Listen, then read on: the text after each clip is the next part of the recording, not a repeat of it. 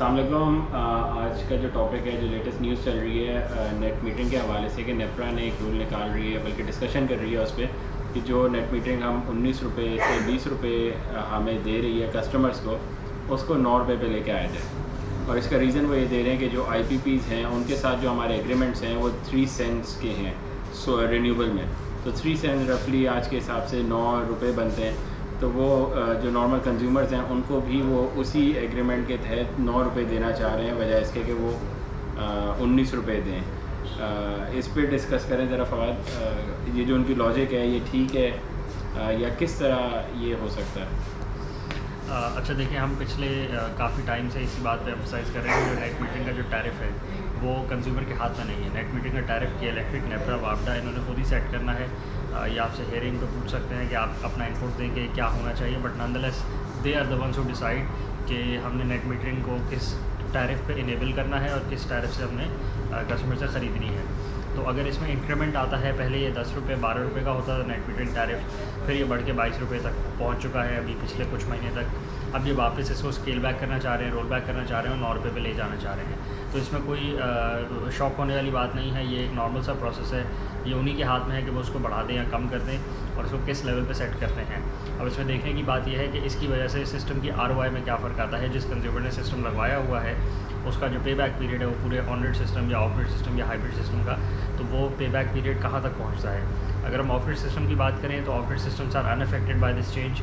अगर ये change role होता भी है, रोल आउट होता है और रिड्यूस करते हैं नेट मीटरिंग का टैरिफ या 22 रुपये से 12 रुपये पे या 9 रुपये पे या 6 रुपये पे, तो ऑफ ग्रिड सिस्टम्स तो इससे इस्तिस्ना है, क्योंकि ऑफ ग्रिड सिस्टम सेल नहीं करते कि इलेक्ट्रिक को, तो उनको इस बात से कोई फ़र्क नहीं पड़ता। ऑफ ग्रिड सिस्टम करता ही है कि आपकी बिजली की कंजम्पशन कम करता है, क्योंकि वो आपको दिन में पावर दे रहा होता है ऑफ ग्रिड सिस्टम, और आपके इलेक्ट्रिक से कंज्यूम कम कर रहे होते हैं, तो वो उस मेथड के थ्रू आपका बिजली का बिल कम करता है। अगर हम हाइब्रिड सिस्टम की तरफ आ जाए तो हाइब्रिड सिस्टम में ऑफ ग्रिड कैपेसिटी भी होती है प्लस ऑन ग्रिड कैपेसिटी भी होती है। तो हाइब्रिड सिस्टम भी आपका बिजली का बिल जो है वो उसी तरीके से कम कर रहा होगा जहाँ तक हम उसकी ऑफ ग्रिड कैपेसिटी की बात करें, क्योंकि वो आपको पावर दिन में दे रहा होगा तो आपकी जो कंजम्पशन है वो कम से कम हो जाएगी। प्लस हाइब्रिड सिस्टम में एडिशनल फीचर ये होती है कि अगर आपके पास एक्सेस कैपेसिटी इंस्टॉल्ड है छत के ऊपर सोलर पैनल्स की, तो वो एक्स्ट्रा जो यूनिट्स होते हैं वो इलेक्ट्रिक को सेल करता है। तो मार्जिनल फ़र्क आएगा जिन्होंने हाइब्रिड सिस्टम्स लगवाए हुए हैं कि उनकी जो नेट मीटरिंग की जो कैपेसिटी होगी वो तो उतनी ही रहेगी यूनिट्स के हिसाब से, बट जो उनको बेनिफिट मिल रहा होगा, क्योंकि नेट मीटरिंग के जितने यूनिट्स आप सेल करेंगे कि इलेक्ट्रिक को, जब उसको मल्टीप्लाई करेंगे टैरिफ के साथ, तो जो टैरिफ उन्होंने सेट किया होगा वो कम होगा, तो जो नेट मीटरिंग का बेनिफिट आपको मिलेगा वो अब कम होगा कंपेयर टू बिफोर। अगर हम प्योर ऑन ग्रिड सिस्टम की बात करें तो प्योर ऑन ग्रिड सिस्टम ज़्यादा इफेक्ट होगा। अगर हम तीनों सिस्टम में कंपेयर करें, सबसे ज़्यादा इफेक्ट ऑन ग्रिड सिस्टम होगा इस रिडक्शन इन टैरिफ से। पहले 22 रुपये का अगर टैरिफ वो आपको नेट मीटरिंग का देते थे, अब वो आपको 10 रुपये या 9 रुपये का देंगे, तो अराउंड 50% 55% का डिक्रीज़ आ जाएगा आपके नेट मीटरिंग बेनिफिट में। तो अगर आपका पहले 10 किलोवाट का सिस्टम 40,000 रुपये का बिल वेव कर देता था, तो अब आपका 10 किलोवाट का सिस्टम प्योर नेट मीटरिंग के थ्रू 20,000 का बिल वेव करेगा। तो ऑन ग्रिड सिस्टम ज़्यादा इफेक्ट होंगे इससे, ऑफ ग्रिड या हाइब्रिड सिस्टम इससे कम इफेक्ट होंगे। बट नॉनदलेस ये अभी प्रपोज़ल है, ये अभी हतमी तौर पे इसका डिसीजन नहीं हुआ। इसमें एक और बात भी है कि बेशक आप डिस्करेज कर रहे हैं IPPs को एक और बेनिफिट भी है कि IPPs को ये देते हैं जनरेशनल कैपेसिटी के हिसाब से जो अपना बेनिफिट देते हैं। अगर एक डीजल का प्लांट किसी ने लगाया हुआ है furnace oil based power generation का, तो उसके साथ इन्होंने जनरेशनल कैपेसिटी का कॉन्ट्रैक्ट किया होता है कि क्योंकि उस प्लांट की कैपेसिटी है कि 1 मेगावाट वो बना सकता है, तो जो वापडा है या जो नेपरा है वो उसको पावर का जो रेट देती है वो जनरेशनल कैपेसिटी पे देती है, नॉट इन एक्चुअल जनरेशन, क्योंकि एक्चुअल जनरेशन वो पीक भी करती है, वो नीचे भी आती है ऊपर भी आती है। बट सोलर कस्टमर्स के साथ जो जनरेट कर रहे हैं अपने घर पे, उनके साथ ऐसा कोई एग्रीमेंट नहीं है। उनकी जनरेशनल कैपेसिटी बेस्ड एग्रीमेंट नहीं हुआ, उनके साथ एग्रीमेंट ये हुआ है कि जितनी यूनिट आप एक्चुअली प्रोड्यूस करके सेल करेंगे उसके रेट के मुताबिक आपसे लेंगे। तो ये एक पैरिटी, ये एक डिफरेंस है, ये एक फ़र्क है उनके नॉर्मल IPPs के लाइसेंस में और होम कंज्यूमर सोलर कस्टमर के लाइसेंस में। तो इसलिए दोनों लाइसेंसेज जो हैं वो इक्विवेलेंट तो नहीं है, उसको आप 100% ये नहीं कह सकते कि जो रूल्स उन पे लागू होते हैं वो सोलर कस्टमर पे भी लागू हो सकते हैं। Nonetheless you can find similarities and you can also find differences. अब इसमें एक और बात भी है कि क्योंकि आपने सोलर टेक्नोलॉजी को प्रमोट करना है और आप चाहते हैं as a country, as a nation के ज़्यादा से ज़्यादा अडॉप्शन हो इस टेक्नोलॉजी की, ताकि जो ग्रिड पे डिपेंडेंस है लोगों की वो कम से कम हो। तो तो उसके लिए आपको इन द स्टार्टिंग फ़ेज़, अभी स्टार्टिंग फ़ेज़ ही चल रहा है पाकिस्तान का, 5 से 6 साल ही हुए हैं इसको प्रॉपर्ली लॉन्च हुए और 2 साल से 3 साल हुए हैं इसको मैसिवली इसके इंस्टॉलेशंस पे। तो उसमें ये होता है कि गवर्नमेंट को इंसेंटिवाइज़ करना पड़ता है इस रोल आउट को, टेक्नोलॉजी अडॉप्शन को फेज़ आउट करवाने के लिए इंसेंटिव्स देने पड़ते हैं। अब पाकिस्तानी गवर्नमेंट इंसेंटिव डायरेक्टली तो नहीं दे रही, कोई रिबेट भी नहीं दे रही, कि ऐसा तो नहीं है कि 10 लाख के सिस्टम में 1 लाख का जो इनपुट है वो पाकिस्तानी गवर्नमेंट दे रही हो। तो अगर पाकिस्तानी गवर्नमेंट डायरेक्ट कैशबैक या रिबेट या डिस्काउंट नहीं दे रही तो फिर वो यही कर सकते हैं कि वो पॉलिसी की तहत, पॉलिसी की हद तक ही ऐसी पॉलिसी बनाए जिससे लोग और इंसेंटिवाइज हों सोलर सिस्टम्स लगवाने के लिए। तो उसमें यही पॉलिसी है कि आप जो नेट मीटरिंग का टैरिफ है उसको एट पार रख सकते हैं कंजम्पशन के टैरिफ के साथ, ताकि नेट मीटरिंग के जो जनरेटर्स हैं वो ज़्यादा से ज़्यादा इंसेंटिवाइज हों प्रोडक्शन करने के। अगर आप उसको रोल बैक करेंगे और 10 रुपये में ले आएंगे तो जो इंसेंटिव है वो कम से कम होता जाएगा। आप पहले ही कैशबैक कोई नहीं दे रहे और आप रिबेट भी कोई नहीं दे रहे और डिस्काउंट भी कोई नहीं दे रहे और आप फिर टैरिफ को भी कम करेंगे तो लोग डिस्करेज होंगे ऑन ग्रिड सिस्टम से। उससे ये होगा कि ग्रिड पर रिलायंस बढ़ती जाएगी, जनसेट ज़्यादा चलाने पड़ेंगे, IPPs पर डिपेंडेंस ज़्यादा बनेगी। IPPs के जो कॉन्ट्रैक्ट्स हैं वो मुल्क के लिए हार्मफुल हैं क्योंकि वो जनरेशनल कैपेसिटी बेस्ड हैं, उसमें प्लांट चले या ना चले IPPs को पेमेंट करनी पड़ती है, नेपरा, वापडा, जो भी डिस्कोज हैं उनको। बट इधर जो सोलर कंज्यूमर्स हैं वो जितनी इलेक्ट्रिसिटी प्रोड्यूस करते हैं उनको सिर्फ और सिर्फ उसी का बेनिफिट मिलता है। ऐसा नहीं होता कि 10 किलोवाट का सिस्टम लगाए तो 10 किलोवाट के हिसाब से वो आपको 6 घंटे के हिसाब से मैक्सिमम जनरेशनल कैपेसिटी के पैसे दे देते हो। नहीं, किसी दिन अगर आपने पैनल साफ नहीं करे और आपके सिस्टम ने यूनिट नहीं जनरेट करे तो आपको उतने ही पैसे दिए जाएंगे जितने आपने एक्चुअल यूनिट्स प्रोड्यूस करके ग्रिड में बेचे हैं। तो इससे ज़्यादा एफिशिएंट तो नहीं हो सकता। बिल्कुल, इससे अच्छा सिस्टम नहीं हो सकता जिसमें दोनों पार्टीज़ का इंटरेस्ट प्रोटेक्ट हो। इसमें कंज्यूमर का इंटरेस्ट भी प्रोटेक्टेड है, कंज्यूमर इन दिस केस इसके इलेक्ट्रिक और द ग्रिड, और इसमें जो प्रोड्यूसर है वो कंज्यूमर है जो यूनिट्स प्रोड्यूस कर रहा है। तो it's a fair system. Fair system में ये है कि जो टैरिफ है वो अच्छा है बट आपने किसी भी साइड को बायस करके फेवर नहीं कर दिया। तो इस पर इनको सोचना चाहिए, इसका कोई अच्छा हल निकालना चाहिए। वरना अगर सिर्फ और सिर्फ रिडक्शन करेंगे तो रिडक्शन 9 रुपये भी नहीं रुक सकती। आप ये भी कह सकते हैं कि ये जो आप दो क्या आप 0 पे भी कर सकते हैं, आप माइनस भी कर सकते हैं, आप डिस्करेज भी कर सकते हैं। आप बोल सकते हैं नेट मीटरिंग को -5 रुपये हम टैरिफ देंगे। तो उसकी वजह, उसकी लॉजिक कोई भी बयान कर सकते हैं। आप ये कह सकते हैं कि जी दिन के वक्त हमें इलेक्ट्रिसिटी की ज़्यादा ज़रूरत नहीं है, हमें ज़्यादा ज़रूरत है पीक टाइम्स पे, शाम 6 से रात 10 बजे तक। अब सोलर सिस्टम्स इनहेरेंटली दिन के वक्त ही काम करते हैं। अगर किसी ने रात को नेट मीटरिंग करनी है तो उसको बैटरी बैंक लगाना पड़ेगा, तो सिस्टम की कॉस्ट बहुत और ऊपर चली जाएगी। तो जब तक अगर आप एनर्जी इंडिपेंडेंस ला चुके हैं इन द इंटायर कंट्री सुबह दिन के टाइम्स पे, तो आप ऐसी पॉलिसी रोल आउट कर सकते हैं कि डिस्करेज करें दिन के वक्त की जनरेशनल कैपेसिटी को। लेकिन दिन के वक्त भी लोड शेडिंग हो रही है, पूरे पाकिस्तान में हो रही है, बहुत सारे एरियाज़ में हो रही है। सुबह के 9 से 11 बजे, 12 से 3 बजे, 3 से 6 बजे, ये सारे दिन के वक्त हैं जब सूरज मौजूद होता है। तो अगर आपको दिन के वक्त भी लोड शेडिंग करनी पड़ रही है, जिसका मतलब है कि आपके पास जो इंस्टॉल्ड कैपेसिटी है वो पूरी नहीं है, डिमांड ज़्यादा है और आपके पास जो सप्लाई है वो कम है इन टर्म्स ऑफ इलेक्ट्रिसिटी, तो फिर आपको दिन के वक्त की जो भी प्रोडक्शनल फैसिलिटीज़ हैं, जिसमें solar being the top priority, क्योंकि वो दिन में ही काम करता है मेजॉरिटी, रात में तो बैटरी बैंक्स के थ्रू ही उसको इनडायरेक्ट मीन्स के थ्रू आप यूज़ कर सकते हैं। तो आपको उसको इनकरेज करना चाहिए, डिस्करेज नहीं करना चाहिए।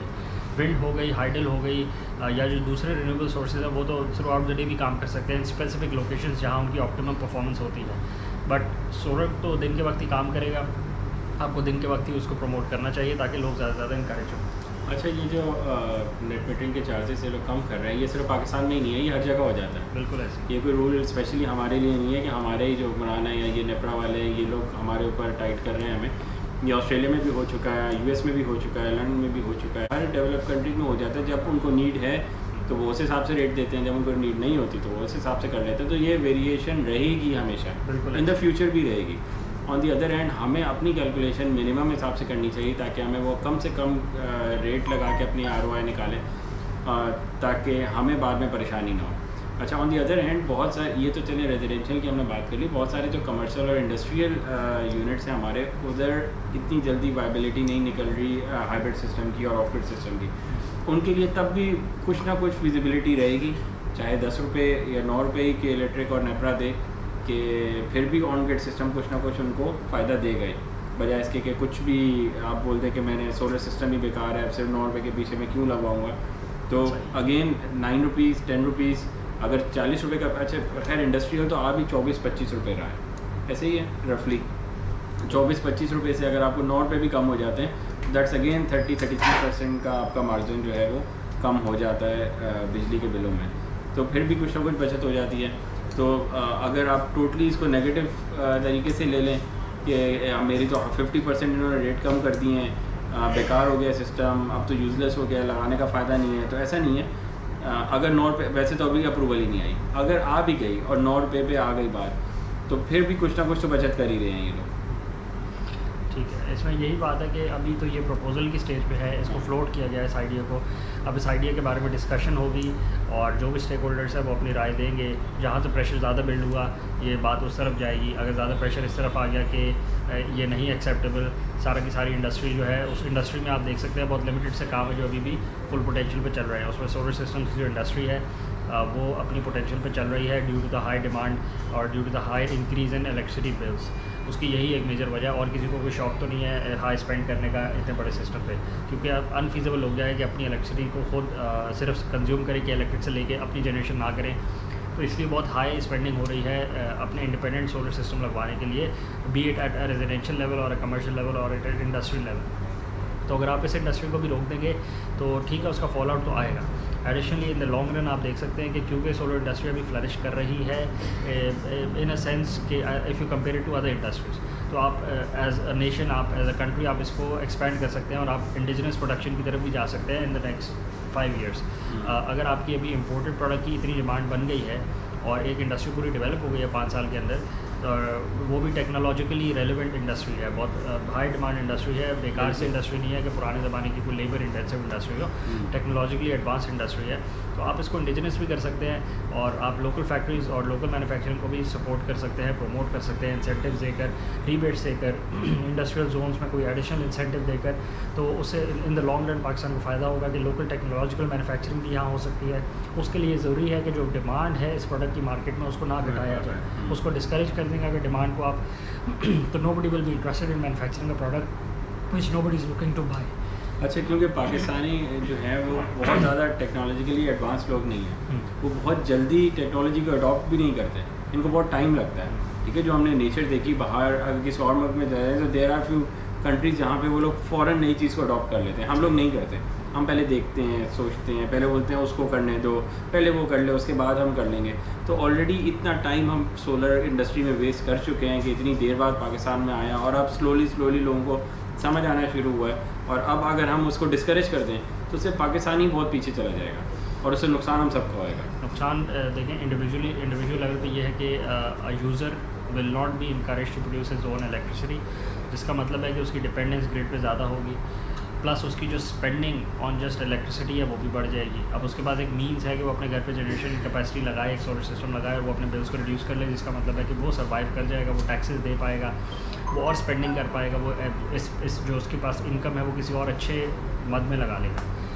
सेकेंडली, अगर वो अपनी प्रोडक्शन नहीं कर सकता घर पे तो फिर वो ग्रिड पे डिपेंड करेगा। तो ग्रिड का हाल आपके सामने है, ग्रिड अनरिलायबल भी है, ग्रिड इनएफिशिएंट भी है और ग्रिड को चलाने के लिए आपको एक्सपेंसिव इस तरह है कि आपको इंपोर्ट करना पड़ता है उसका फ्यूल, और फ्यूल की जो प्राइसेस हैं वो स्टेबल नहीं है। तो उसके लिए आपको एडजस्ट करने के लिए फ्यूल प्राइस एडजस्टमेंट का मैकेनिज़्म निकालना पड़ता है। फ्यूल प्राइस एडजस्टमेंट का जो मैकेनिज़्म है वो एक बेकार मैकेनिज़्म है, उससे सिर्फ और सिर्फ अनरेस्ट और अनईज़ पैदा होता है कंज्यूमर के अंदर कि आप 3 महीने बाद बोलते हैं कि 3 महीने पहले की जो एडजस्टमेंट है वो भी अभी लगा रहे हैं। तो बेशक वो जेन्युइन कैलकुलेशन ही हो, हम बेनिफिट ऑफ द डाउट अगर आपको दे भी दें तो भी कोई सेटिस्फाई नहीं होता कि 3 महीने पुराना हिसाब मुझसे आज ले रहे हो। Nobody is willing to accept that problem. तो ये एक बेकार सा मैकेनिज्म, या तो फ्यूल की प्राइसेस को डेली रेट के साथ पैक कर दें और जो इलेक्ट्रिसिटी की प्राइसेस हैं उसको भी डेली वेरी कर लें। अब आप बताएं, आप इतनी वेरिएशन लाएंगे, इंस्टेबिलिटी अगर कोई क्रिएट करता है तो फिर उस मुल्क में तो बिज़नेस डिस्करेज हो जाता है। लोग फिर कैपिटल को फ्लाई आउट करवा लेते हैं किसी ऐसी स्टेबल जगह पे जहाँ पे उनके पास स्टेबिलिटी तो हो थोड़ी सी, क्योंकि उनके जो क्योंकि प्रोडक्ट जो आप आगे सेल कर रहे होते हैं इस एनर्जी को कंज्यूम करके, उसकी भी प्राइसेस आप हर रोज़ वेरी नहीं कर सकते। आप देख लें FMCG की जितनी भी प्रोडक्ट्स हैं, इलेक्ट्रॉनिक्स की जितने भी प्रोडक्ट्स हैं, कार प्राइसेस हैं, व्हीकल्स हैं, जो भी प्रोडक्ट है उसमें जो रेट लिस्ट आती है, जो प्राइस के साथ आती है, वो हर रोज़ के साथ वेरी नहीं करती। अगर बहुत प्रेशर आ जाए और इकोनॉमिकली अनवाइबल हो जाए प्रोडक्ट की मैन्युफैक्चरिंग, तो हफ्ते बाद, 10 दिन बाद, 20 दिन बाद, 30 दिन बाद मैन्युफैक्चरर कोशिश करता है कि as minimal as possible price revision करे, क्योंकि प्राइस रिवीजन की वजह से लोग डर जाते हैं और लोग सहम जाते हैं और जो मार्केट में डिमांड होती है उस प्रोडक्ट की वो स्लो हो जाती है। फिर दोबारा से मोमेंटम गेन करने में उस प्रोडक्ट की सेलिंग में फिर से एक टाइम लगता है। तो जितनी इंस्टेबिलिटी, जितनी आप अनसर्टेनिटी क्रिएट करेंगे प्राइस में वेरिएशन करके, उतना इम्पैक्ट आता है इकनॉमी के ऊपर और प्रोडक्ट की सेलिंग के ऊपर। तो इस बात को भी मद्देनज़र रखना चाहिए। एडिशनली जो बात हो रही थी कि इंडस्ट्री और बहुत सारे सिनेरियोज़ हैं जहाँ पे ऑनरेट सिस्टम अभी भी वाइबल है। ऑनरेट सिस्टम हमेशा वाइबल रहेगा एज लॉन्ग एज वो नेगेटिव में ना चला जाए, क्योंकि ऑनरेट सिस्टम की जो बेनिफिट है वो एक बेनिफिट ऑनरेट सिस्टम का ज़्यादा सुपीरियर है as compare to an off grid और हाइब्रिड सिस्टम। वो ये है कि क्योंकि उसमें बैटरीज नहीं होती तो उसकी जो मेंटेनेंस है वो 25 ईयर्स तक और लिटिल टू नो मेंटेनेंस होती है। और स्पेशली इंडस्ट्री में बिल्कुल, जहाँ आप अपना बिजनेस करने बैठे हैं वहाँ पर एक और काम अपने सर पे ले लें कि अब मैंने जो सोलर सिस्टम लगवाया उसकी मेंटेनेंस भी मैं अपने सर ले लूँ, और खुदा न खास्ता कभी कोई इशू आ गया तो फिर ऑल द वे मुझे दोबारा से उसको ठीक करवाना पड़ेगा। ये चीज़ घर पे हो सकती है पर इंडस्ट्री में थोड़ा सा मुश्किल हो जाता है। उसकी कॉस्ट आएगी, फिर आपको मेंटेन करना पड़ेगा, चांसेस ऑफ फेलियर और ऑल्सो स्लाइटली हाई। अच्छा, इसमें ऑनरेट सिस्टम में फ़ायदा फिर आपको बेनिफिट इस तरह रह जाता है कि दिन के वक्त आपने जो भी प्रोडक्शन करी है, अगर आप फ़र्ज़ करें ज़ीरो एक्सपोर्ट डिवाइस लगा के एक्सपोर्ट फ़र्ज़ करें आपको नहीं समझ आ रही, जो कि समझ आनी चाहिए। 20-22 रुपये की एक्सपोर्ट भी प्रॉफिटेबल थी, 9 रुपये की एक्सपोर्ट भी प्रॉफिटेबल है, be at at lesser margin, अब आप 50% के मार्जिन पे आ गए। तो फ़र्ज़ करें आप 100 आपका जो लोड है दिन का रनिंग लोड है 500 किलोवाट से और आपने 100 किलोवाट का सिस्टम लगाया है, तो आपका जो 100 किलोवाट का सिस्टम है वो तो दिन में सिर्फ बिजली आपको ही देगा, क्योंकि वो इतनी प्रोडक्शन कर ही नहीं रहा कि वो सेल कर सके। इसी तरह अगर हम कंज्यूमर लेवल पर बात करें, घर पे आपका जो रनिंग लोड है दिन के वक्त वो 3 किलोवाट है, तो आप 10 किलोवाट का इन्वर्टर लगवा के कराची के तक 3 किलोवाट का ऑनरेट सिस्टम लगवा लें, तो आपको 3 किलोवाट को दे रहा होगा। उसके बाद कुछ बचेगा ही नहीं नेट मीटर करने के लिए, तो दिन के वक्त वो नेट मीटर नहीं कर रहा होगा। और आप जो यूनिट बचा रहे होंगे वो महंगा यूनिट बचा रहे होंगे, क्योंकि जो सेल्फ कंजम्पशन का यूनिट है वो हमेशा ज़्यादा बेनिफिशियल होता है as compare to the net metered या जो आप ग्रिड में सेल बैक करते हैं उस यूनिट से। तो ऑनरेट सिस्टम भी हमेशा वाइबल रहेगा ही, क्योंकि आप बेशक नेट मीटर ना करें, आप फुली सेल्फ कंज्यूम भी कर लें नेट मीटर ऑनरेट सिस्टम के जनरेटेड यूनिट्स को, तो it is still viable for you. Additionally अगर एक ऑनरेट सिस्टम है जिसमें 10 किलोवाट का सिस्टम आपने लगवाया है, 3 किलोवाट आपका रनिंग लोड है, 7 किलोवाट 6 किलोवाट जो भी बच रहा है वो आप ग्रिड को सेल कर रहे हैं, वो अब आप कम मार्जिन पे सेल कर रहे हैं, बट नॉनदलेस आप सेल तो कर रहे हैं ना। अगर आपको 1, 2, 3, 4, 5 रुपये जितने का भी वो बेनिफिट देते हैं, अगर वो दे रहे हैं as long as there giving you benefit, they are not charging you for it, तो it is still beneficial for you कि आप सेल तो कर रहे हैं। फ़र्क इसमें यह आएगा कि जो रिटर्न ऑफ इन्वेस्टमेंट का पीरियड है उसमें फ़र्क आएगा। अगर पहले वो 2 साल का था for of grid and hybrid system और 3 से 4 साल का था फॉर ऑनरेट सिस्टम, तो वो बढ़ जाएगा। अब ये डिपेंड करता है कि वो रेट को कितना गिराते हैं। एक और बात भी है इसमें कि जो प्रपोजल आया है वो तो आया है ड्रास्टिक डिक्रीज फ्रॉम 22 रुपीज़ या from 19 rupees to 9 rupees. Discussion होगी, अब जो भी प्रेशर आएगा उसमें ये भी हो सकता है कि जो प्राइस डिक्रीमेंट है ये इतना स्टीप ना किया जाए। अभी 19 रुपये का अगर ये दे रहे हैं तो ये उसको ला के 17, 16, 15 रुपये यहाँ पर रोक दें, कर दें। जो अपना डिक्रीज़ इन्होंने सोचा है उसमें भी 50% कर दें। ये भी हो सकता है कि अभी इसको मौखर कर दें, तो इसको अभी रोल बैक कर दें कि अभी नहीं करना, इसको डिले कर दें, साल बाद देखेंगे, 6 महीने बाद देखेंगे, क्योंकि एनर्जी की डिमांड तो अभी भी है, दिन में भी लोड शेडिंग हो रही है। तो ये तो नेपरा की सजेशन है, डिपेंड करता है कि जो एनर्जी मिनिस्ट्री है और जो बाकी स्टेक होल्डर्स हैं वो क्या इनपुट देते हैं, वो क्या राय देते हैं और डिमांड किस तरफ जाती है। गवर्नमेंट की policy in terms of words तो यही है कि हमने डिसेंट्रलाइज्ड, होम बेस्ड या कमर्शियल बेस्ड या इंडस्ट्रियल बेस्ड जनरेशन को सपोर्ट करना है। तो अब ये देखना पड़ेगा कि आगे जाके स्टेप्स कैसे लिए जाते हैं कि इन स्टेटमेंट्स को कितना सपोर्ट किया जाता है by actions and by policies. कुछ और ऐड करेंगे आप? मेरा ख्याल है ठीक है। जो ROI की बात हम कर रहे थे, अगर हम अपना दिन का लोड बढ़ा लें, जो वॉशिंग मशीन्स वगैरह हैं, जो पानी के पंप्स हैं वो दिन में ले आएँ ऑन ग्रिड सिस्टम में, तो हम मैक्सिमम यूजेज दिन में कर लेंगे तो हमारी ROI अगेन जल्दी आ जाएगी। वो तो ROI सिर्फ उस टाइम पे फंस रही है जब हम नेट मीटर कर रहे हैं, तो अगर मैक्सिमम लोड हम दिन पे ले आएंगे तो ROI का इशू भी सॉल्व हो जाएगा। तो इतनी नेगेटिविटी नहीं है मार्केट में। अब देखते हैं गवर्नमेंट किस तरफ लेके जाती है इसको। पैनिक तो देखें, किसी भी चेंज आता है किसी भी पॉलिसी में, किसी भी प्रोडक्ट में, प्राइस इंक्रीमेंट ही अगर फ़र्ज़ करें एक सोलर पैनल की डॉलर के इंक्रीज़ की वजह से अगर सोलर पैनल की इम्पोर्ट प्राइस ही 65 रुपीज़ और अब वो हो जाए 68 रुपीज़, तो 2 या 3 रुपये के इंक्रीमेंट की वजह से भी एक अनसर्टेनिटी मार्केट में आती है। तो हर छोटी सी मॉडिफिकेशन हो, बी इट पॉजिटिव और नेगेटिव, उसके ऐसे का इम्पैक्ट तो आता है। तो ये भी एक न्यूज़ सर्कुलेट कर रही है। एडिशनली जो आपने बात करी कि 10 किलोवाट का जो सिस्टम है, अगर आप उसमें ज़्यादा यूज़ करें तो 10 किलोवाट का जो सिस्टम है it is a very good system for a normal house hold. 200 गज का घर हो या उससे बड़ा हो और उसमें 2 यूनिट्स हो या 1 यूनिट हो, 10 किलोवाट का सिस्टम तो अब असल में 2 या 3 किलोवाट का रह गया है इन टर्म्स ऑफ टाइम। आज से 3 साल 5 साल पहले तक 5 किलोवाट का सिस्टम ही सफिशेंट होता था ड्रास्टिकली आपके बिल को रिड्यूस करने के लिए। अब कंजप्शन भी बढ़ गई है और डिमांड भी बढ़ गई है, तो 10 किलोवाट का सिस्टम अब कुछ सेटिस्फैक्शन करता है, कुछ ड्रास्टिक रिडक्शन करता है इन योर बिल्स। हम रिमोट एरियाज़ की बात नहीं कर रहे जहाँ पे लाइट और फैन, जहाँ पे टेम्परेचर कूल हो, जहाँ पे लाइट्स दिन में ना चलाते हों और एयर कंडीशनिंग मौजूद ही ना हो। हम डेवलप सिटीज़ की बात कर रहे हैं, कराची, लाहौर, पाकिस्तान, इस्लामाबाद, कोयटा, फैसलाबाद, पेशावर। डेवलप्ड एरियाज़ की बात करें जहाँ पे अर्बन इंफ्रास्ट्रक्चर मौजूद हो। तो इस हिसाब से अच्छा आप दूसरी तरफ देखें तो आपके पास बैटरीज़ की टेक्नोलॉजी भी इंप्रूव कर रही हैं। अगर आप ऑफ रोड या हाइब्रिड सिस्टम की तरफ जाते हैं तो आपके पास ये ऑप्शन आ जाता है कि आप पहले तो deep cycle toll tubular made in Pakistan batteries है, डीप साइकिल बैटरीज़ है, प्राइस भी नॉर्मल है, अफोर्डेबल हैं, 3 से 4 साल की मिनिमम लाइफ है उनकी, मैक्सिमम 4 से 5 साल की भी लाइफ है depending on how you use it. तो बहुत अच्छी बैटरीज़ हैं, बहुत अच्छा ROI है। अगर आप उससे ऊपर जाना चाहते हैं तो इमीडिएटली डिप्लॉयबल टेक्नोलॉजीज़ में आपके पास लिथियम आयन बैटरीज अवेलेबल हैं, वाइड वैरायटी अवेलेबल है और वाइड टेक्नोलॉजीज़ अवेलेबल हैं, डिफरेंट ब्रांड्स अवेलेबल हैं। लिथियम आयन बैटरी की लाइफ है 10 ईयर्स, वारंटी है 5 years. Again a very good product to use if you want to go for energy storage. उसके बाद अभी जो इन डेवलपमेंट है, जो इन रिसर्च में बैटरी की टेक्नोलॉजी चल रही है, पाकिस्तान में नहीं है बट नॉनदलेस ग्लोबल टेक्नोलॉजी में तो चल रही है। तो उसमें आ जाता है मोल्टन सॉल्ट की टेक्नोलॉजी चल रही है कि आप वी कैन कन्वर्ट, और टेक्नोलॉजी नहीं चल रही UAE और बहुत सारे मिडल ईस्ट में, तो बहुत से कंट्रीज़ हैं जो मैसिव इंडस्ट्रियल लेवल पे जिन्होंने एज ए बैटरी बैंक इनको डिप्लॉय कर दिया है कि जो आपका सॉल्ट होता है उसको large containers, large storage tanks में आप यूजिंग इलेक्ट्रिसिटी, जो सोलर पैनल से दिन में एनर्जी प्रोड्यूस करी आपने उससे हीट अप कर दिया सॉल्ट को और उसको मोल्टन फॉर्म में कन्वर्ट कर दिया। तो जो थर्मल कैपेसिटी आपने एक्सपेंड करी उस सॉलिड सॉल्ट को मोल्टन सॉल्ट में कन्वर्ट करने के लिए, वो थर्मल कैपेसिटी आप किसी और टाइम पे यूज़ कर सकते हैं। तो आपने एक एनर्जी का रिज़र्व बना दिया। अब आप उसकी स्टेट चेंज दोबारा करवाएंगे, फ़र्ज़ करें आपको रात को एनर्जी चाहिए तो आप उसकी स्टेट चेंज करवा लें back from molten to solid, जिसका मतलब है कि वो जो सॉल्ट मोल्टन थी वो अपनी हीट एक्सपेंड करेगी, दोबारा निकालेगी कहीं, तो वो जो हीट उससे निकाली आप उससे कोई भी टर्बाइन रन कर सकते हैं, आप कोई भी जनरेटर रन कर सकते हैं। तो आप अगेन उस एनर्जी को यूज़ कर सकते हैं, थर्मल एनर्जी को। तो आपने एक vast storage of thermal energy create कर लिया bye capturing solar sunlight and then using that solar sunlight to create electricity, और उस इलेक्ट्रिसिटी से आपने हीटर्स रन किए और हीटर से आपने सॉलिड सॉल्ट को मोल्टन स्टेट में कन्वर्ट किया। जब आपने मोल्टन स्टेट में कन्वर्ट किया तो आपने एनर्जी को स्टोर कर लिया उस सॉल्ट के अंदर। अब उस एनर्जी को आप किसी भी वक्त रिलीज़ करवा कर उससे आप टर्बाइंस और जनरेटर्स रन कर सकते हैं।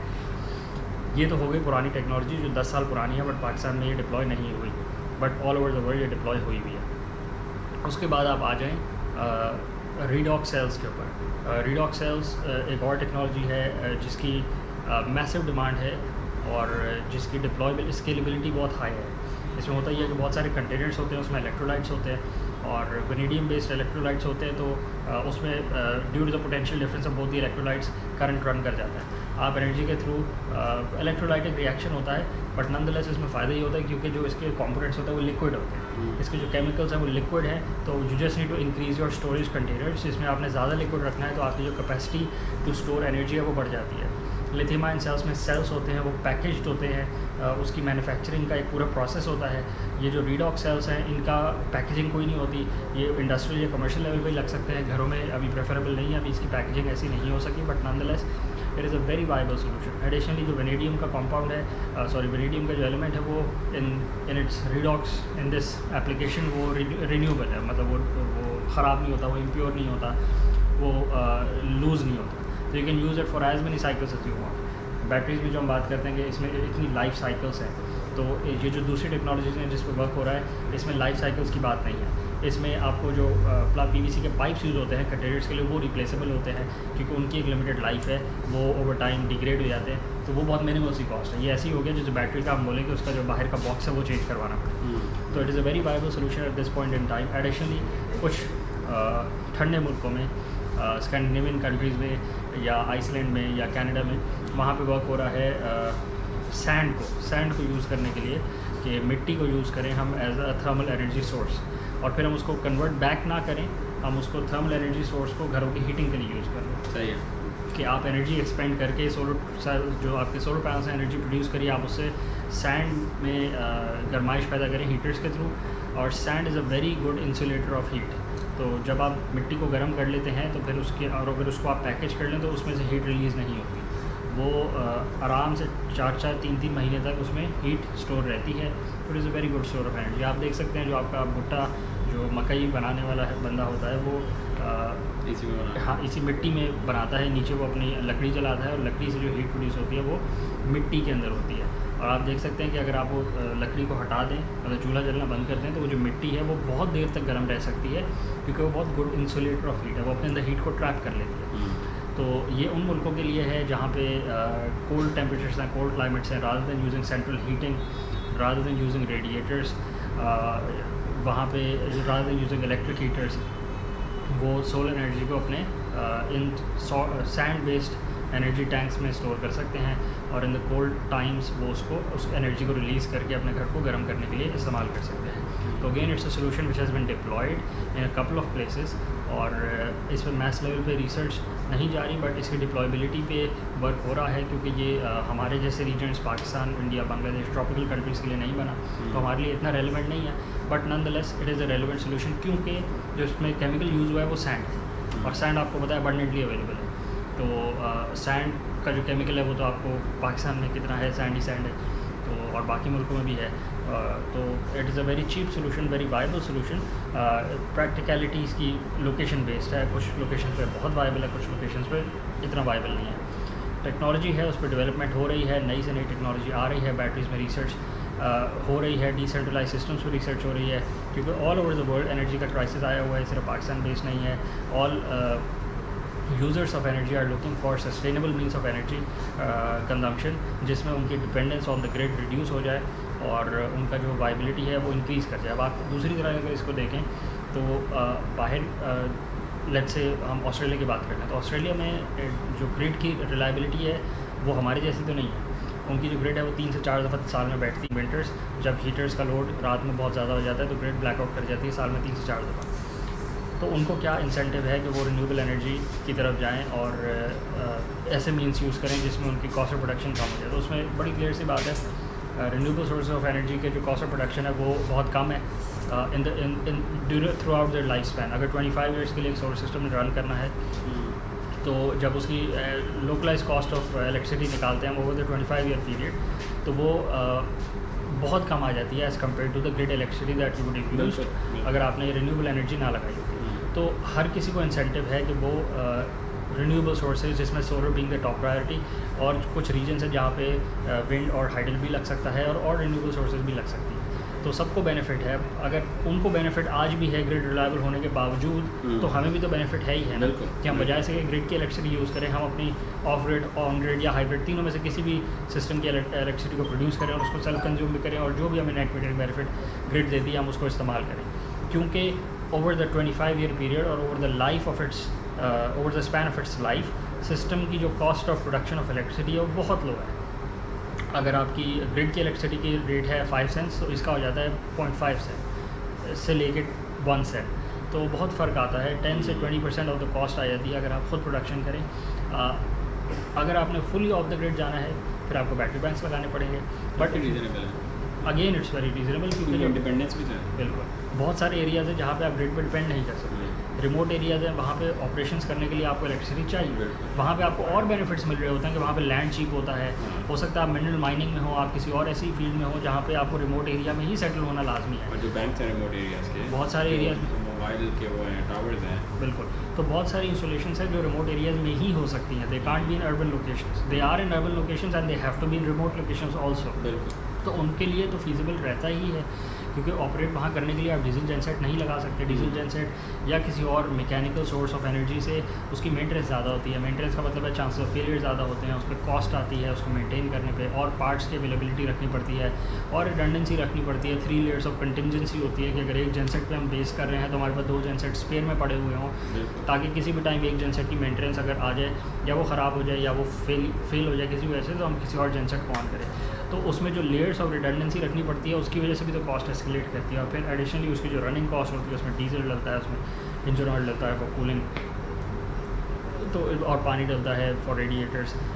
तो इस तरह की जो भी उसकी कॉस्ट होती है वो इस तरह के सोलर बेस्ड सिस्टम्स में नहीं होती। तो anyhow renewable energy is still the way to go.